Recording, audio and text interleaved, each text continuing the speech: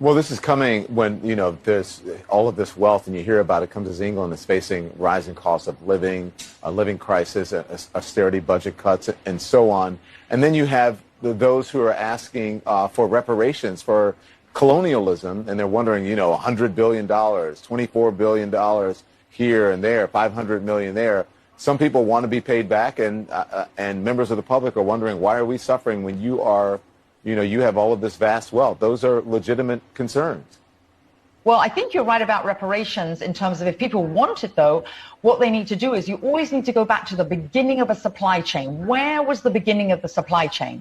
That was in Africa. And across the entire world, when the slavery was taking place, which was the first nation in the world that abolished slavery? The first nation in the world to abolish it. It was started by William Wilberforce, was the British. In Great Britain, they abolished slavery. 2,000 naval men died on the high seas trying to stop slavery. Why? Because the African kings were rounding up their own people. They had them on cages waiting in the beaches. No one was running into Africa to get them.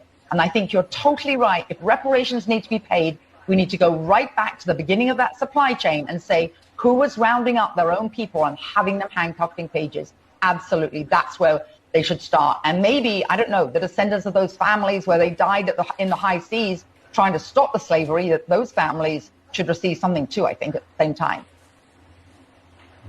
It's an interesting discussion, Hillary. Thank you very much. I appreciate it.